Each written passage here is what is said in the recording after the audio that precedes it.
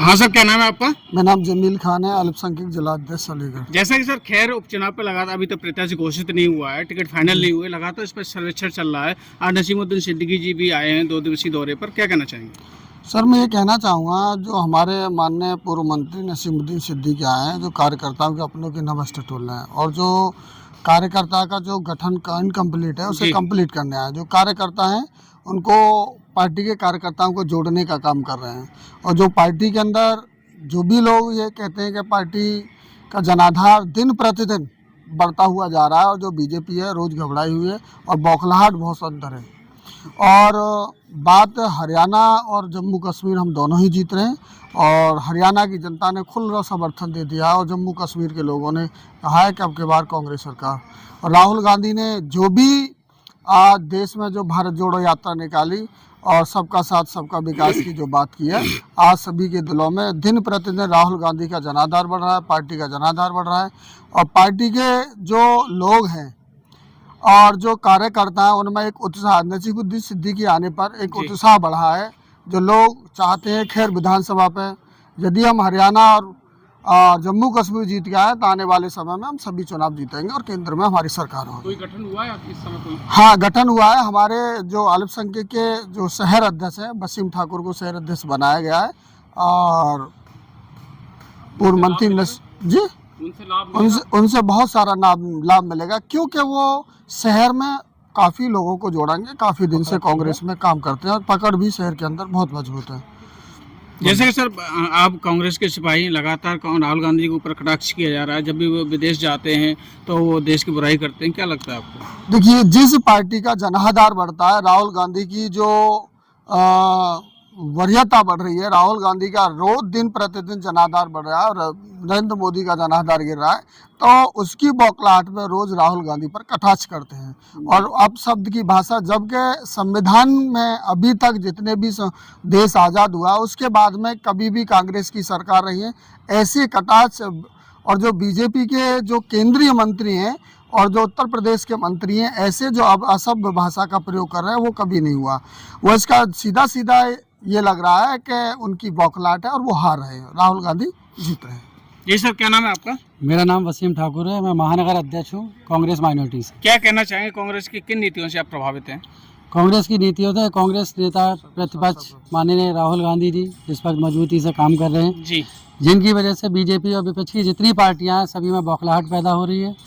हरियाणा का जो चुनाव है हम जीत रहे हैं, जम्मू कश्मीर का चुनाव जीत रहे हैं, और इसी तरीके से हम आने वाले जो भी चुनाव हैं वो सभी हम जीतेंगे। जैसा कि सर 10 सीटों पर उपचुनाव है अपने प्रदेश के अंदर, क्या लगता है आपको कितनी सीटों पर, मतलब 2 सीटें अभी कांग्रेस को मिली हुई हैं, उसमें क्या लग रहा है आपको दोनों सीटें जीतेंगी कांग्रेस? जिस तरीके से कांग्रेस मजबूत हो रही है और कांग्रेस राहुल गांधी जी के नेतृत्व में काम कर रही है, उस तरीके से हम 2 सीट हम भी जीत रहे हैं, और हमारा जो इंडिया गठबंधन है 10 की 10 सीटें वो सभी जीतेंगे। आप अपनी कार्यकारिणी का गठन करेंगे शीघ्र ही? हमारी कार्यकारिणी का गठन हो रहा है, और हमने कुछ अभी अपने जो है अध्यक्ष उपाध्यक्ष सचिव वगैरह बनाए हैं, और जल्दी हम अपनी कार्यकारिणी का गठन करेंगे, तो हम आपको उसकी लिस्ट वगैरह जारी करेंगे। वर्तमान मुख्यमंत्री योगी आदित्यनाथ जी लगातार इस बात का कटाक्ष करते हैं कि इनकी सरकार में गुंडा माफिया और बहन बेटियां कभी सुरक्षित नहीं थी। क्या लगता है आपको कि इस सरकार में बहन बेटियां सुरक्षित नहीं थी, इस सरकार में सुरक्षित है?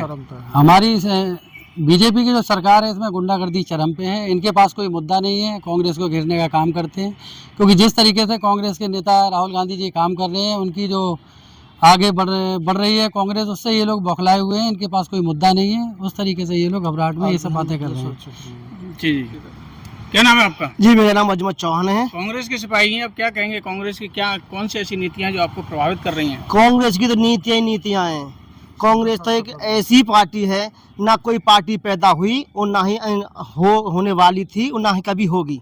खैर सीट को लेकर क्या तैयारी चल रही है? खैर सीट को लेकर के तैयारी चल रही है। बहुत अच्छा हमारा प्रभाव है, जनता की एक ही आवाज है, कमल का फूल जाओ भूल, हाथ का कांग्रेस का हाथ है, उसका सबका साथ है। क्या कमल वहाँ जो है हाथ का पंजा चमत्कार कर पाएगा क्या? सर हाथ का पंजा तो बस भग रहा है, कमल के फूल को जाओ भूल और हाथ का पंजा सबके साथ। किन मुद्दों पर लड़ा जाएगा चुनाव इस बार यहाँ पे उपचुनाव खैर में? बेरोजगारी, महंगाई, भ्रष्टाचार, और जो ये हमारी जो चल रही हैं, जो क्या बोलते हैं हिंदू मुस्लिम जो ये करते रहते हैं, इनका कोई मुद्दा नहीं है, सिर्फ इनका टारगेट ये है कि हिंदू मुस्लिम कराओ और वोटों को हासिल पाओ। इन्होंने संविधान की धज्जियां उड़ा रखी हैं। इन्हें संविधान को कोई पता ही नहीं कि संविधान होता क्या है। एक कांग्रेस पार्टी ऐसी है जो कि संविधान का भी और सबका ही वो करके चलती है। क्या लग रहा है बीजेपी संविधान खत्म कर रही है? बीजेपी ने संविधान खत्म करने वाली थी और कर भी रही थी, लेकिन एक हमारे जो राहुल गांधी जी संविधान को खत्म नहीं होने देंगे। वो गरीब, मजदूर, बेसहारा, अल्पसंख्यक सबके साथ हैं और उनका बहुत अच्छा प्रभाव है। कि संविधान खतरे में है, न्याय नाम की चीज खत्म हो गई, अन्याय का बोलबाला है, भाजपा भ्रष्टाचार का पर्याय बन चुकी है। संविधान को रोज कुचला जा रहा है भाजपा के द्वारा।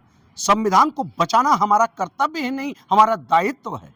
और आरक्षण पर कहीं ना कहीं पूरी तरह से ये भाजपा आरक्षण को खत्म करना चाहती है। इसीलिए देश के युग पुरुष ने संविधान और आरक्षण की को केंद्रित करते हुए देश के अंदर राजनीति ला करके खड़ी कर दी है। इसीलिए भाजपा बौखलाई हुई है, इसीलिए मोदी जी बौखलाए हुए हैं। और कहीं ना कहीं ये भाजपा की बौखलाहट, मोदी जी की बौखलाहट ये बता रही है कि वो सारे चुनाव आगे आने वाले सब हारने जा रहे हैं और देश के अंदर कांग्रेस का युग शुरू होने जा रहा है। और कहीं ना कहीं और आप देखते रहिएगा भाजपा कहीं ना कहीं फिनिश होती है। कांग्रेस, हाँ सर, क्या नाम है आपका?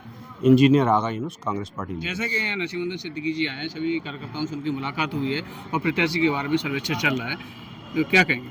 देखिए, हम लोग का मानना है, हमने मांग रखी भी है जी, और ये तमाम जो कांग्रेसी हैं जी, जो किसी गुट से जुड़े हुए नहीं हैं, जो कांग्रेस के लिए जीते हैं, कांग्रेस के लिए मरते हैं, जी, उन तमाम कांग्रेसियों के साथ हम लोग नसीमुद्दीन सिद्दीकी साहब जो हमारे खैर विधानसभा प्रभारी हैं, उनसे हमने मुलाकात की जी, और उसमें हमने साफ मांग रखी है कि वो ज़मीनी, जन समर्पित और 24/7 जी, जो खैर विधानसभा में लोगों की लड़ाई लड़ता रहा हो, उसके इतिहास को देखते हुए कि वो जनता के बीच का है, जनता के लिए जीता है और जनता के लिए संघर्ष करता रहा हो, उसके अधिकारों और न्याय की लड़ाई लड़ता रहा हो, ऐसे व्यक्ति को प्रत्याशी घोषित किया जाए, ना कि ऐसे किसी व्यक्ति को जो सिफारिश के दम पर आ जाए या किसी संगठन में किसी बड़े ओहदे पर है तो संगठन के नाम पर कि कांग्रेस पार्टी के संगठन में है तो उसको ले आके आप ज़मीन पर उतार दें। क्योंकि हमने बीते सालों में देखा है कि संगठन के व्यक्ति को अभी मेयर में उतारा गया तो उसके अंदर आपने देखिए जनता ने उसे सिरे से नकार दिया। तो यानी संगठन एक अलग चीज़ है और ज़मीन का नेता चुनना एक अलग चीज़ है।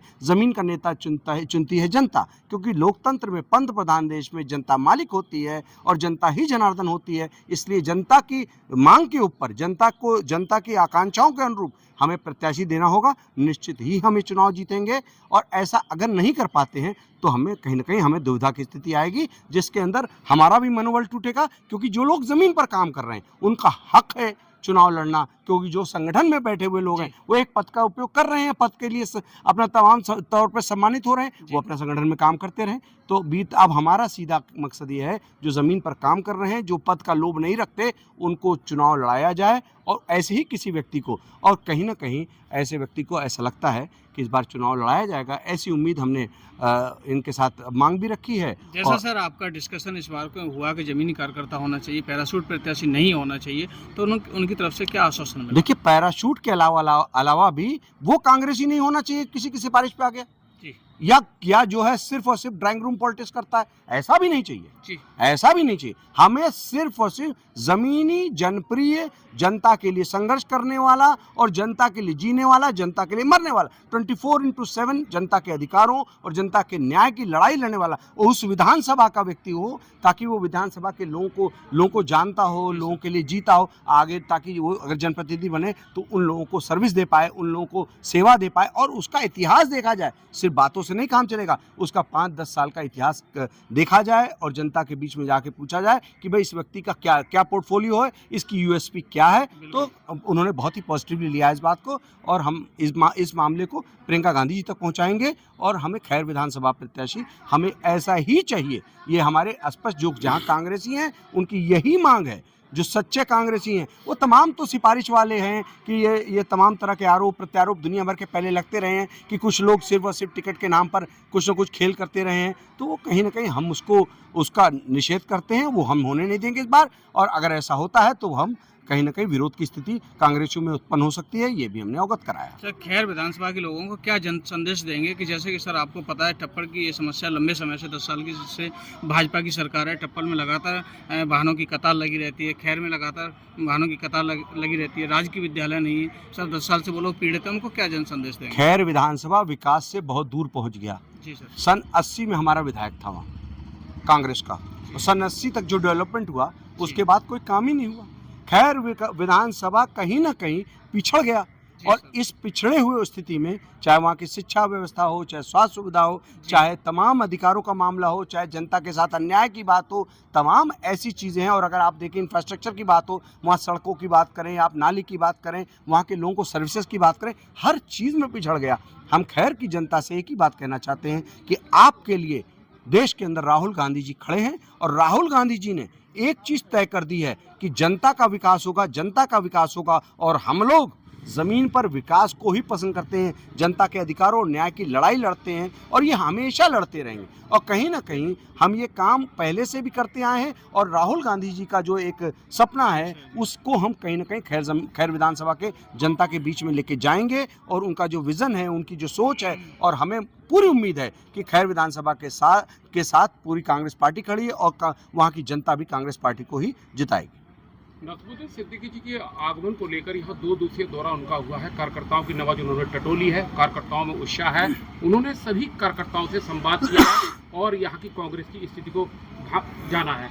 तो किस तरीके का उनके लेकर उनको कार्यकर्ताओं में उत्साह दिख रहा है उनको लेकर? देखिए, जाहिर है कांग्रेसी हमेशा कहीं ना कहीं आपस में जो भी हो वो आपस के बंद कमरे की बात होती है, लेकिन जब चुनाव की बात आएगी तो कांग्रेसी एक है, और कांग्रेस के अंदर उत्साह राहुल गांधी जी ने भरा है। जी सर। भारत जोड़ो यात्रा, भारत जोड़ो न्याय यात्रा, पूरे देश के अंदर कोई ऐसा युग पुरुष बता दीजिए आप कि जिसने 4000 किलोमीटर की पैदल यात्रा की हो। जब देश राहुल गांधी जी के साथ चल पड़ा है तो कांग्रेसी क्यों नहीं चलेगा? कांग्रेसी तो एक संघर्ष का नाम रहा है। अब ये और बात है कि तमाम ऐसे लोग हैं जो कांग्रेस के साथ जुड़ गए और जो ड्राइंग रूम पॉलिटिक्स करते रहे, लेकिन ऐसे लोग भी हैं इसके अंदर जो ज़मीन पर काम कर रहे हैं। और कांग्रेस की एक ही विचारधारा है, जनता की सेवा, सेवा, सेवा। और हम सेवा के लिए राजनीति में आए हैं, हम मेवा के लिए नहीं आए हैं। मेवा के लिए भाजपाई हैं राजनीति में आने वाले लोग, और कहीं भ्रष्टाचार करने के लिए भाजपाई हैं। और सेवा, और सबको पता है कि सेवा अगर दे सकती है तो कांग्रेस दे सकती है। कांग्रेस का कोई अच्छा प्रत्याशी दे सकता है। प्रत्याशी चयन अच्छा होना चाहिए, जनप्रिय होना चाहिए, जन समर्पित होना वह व्यक्ति होना चाहिए, और ऐसा व्यक्ति होना चाहिए जो जनता के लिए संघर्ष करता रहा हो उस विधानसभा में। इसका हमें इस बार बहुत ही ख्याल करना पड़ेगा, क्योंकि हमने बताया लोकतंत्र में पंत प्रधान देश में जनता मालिक होती है, और जनता ही जब जनार्दन है, जब जनता ही मालिक है, जनता के वोट से चुना जाना है, तो जनता की पसंद के व्यक्ति को क्यों न टिकट दिया जाए। सर, कांग्रेस में जो एकदम सुनामी आई है, इसका श्रेय किसको देना चाहिए? सिर्फ और सिर्फ एक युग पुरुष राहुल गांधी। सर, जैसा कि बीजेपी वाले कहते हैं कि भारत जोड़ो यात्रा जो उन्होंने निकाली है राहुल गांधी जी ने, तो भारत टूटा ही कहाँ था जो जोड़ने के लिए निकले थे? घृणा और नफरत की फिजा फैलाकर भारत को तोड़ने का काम भारत में रहते हुए वो देशद्रोही कर रहे थे जो तमाम भाजपाई हैं। कहीं ना कहीं जो वो फैला रहे थे, जिस तरह से वो भारत तोड़ने का काम हो रहा था, अगर वो युग पुरुष भारत जोड़ने के लिए न निकलता तो आप समझिए इस देश को नुकसान पहुंचाने के लिए भाजपा ने कोई कसर नहीं छोड़ा। आप देखिए, अगर आज़ादी से पहले इन्हीं लोगों ने इन्हीं की जो, अगर आप हिंदू महासभा और तमाम संगठन था, इन लोगों ने किया क्या? ये 2 नेशन थ्योरी देश के अंदर आज़ादी से पहले कौन लाई? हिंदू महासभा लाई। इन्हीं की जो, अगर पार्टी की माँ कहें इनको, अगर भाजपा की, तो वो वही लोग थे। तो कहीं ना कहीं भाजपा की मानसिकता के लोगों ने देश को बांटने का काम किया। आज़ादी की लड़ाई लड़ रहे लोगों के साथ ना खड़े होकर के आप अंग्रेजों के साथ खड़े रहे, और आप कहते हो कि हमने देश की आज़ादी कराई। वाह, अरे वाह! कहीं ना कहीं देश इतना मूर्ख नहीं है। देश की जनता सब समझती है, देश की जनता जानती है कि ये वही लोग हैं जिन्होंने पहले भी देश को तोड़ा और आज भी देश को तोड़ना चाहते हैं और देश को बांटना चाहते हैं। आपसे सर बिल्कुल अंतिम प्रश्न रहेगा, जैसा कि ये लोग कहते हैं कि जो गठबंधन, इंडिया गठबंधन कहते हैं कि हमारा संविधान खतरे में, आरक्षण खतरे में, क्या कहना चाहेंगे? चुनाव की किन नीतियों पर इस बार उपचुनाव लड़ने जा रही है? कांग्रेस उपचुनाव मजबूती से लड़ने जा रही है। नीति उसके स्पष्ट है कि जनता का विकास, जनता के मुद्दों की बात, जनता को महंगाई से निजात दिलाना, जनता को बेरोजगारी से निजात दिलाना, जनता को अच्छी शिक्षा, स्वास्थ्य सुविधा और तमाम जो अधिकार हैं, जो न्याय है, सामाजिक न्याय है, जनता को मिले, इस मुद्दे पर चुनाव लड़ने जा रही है।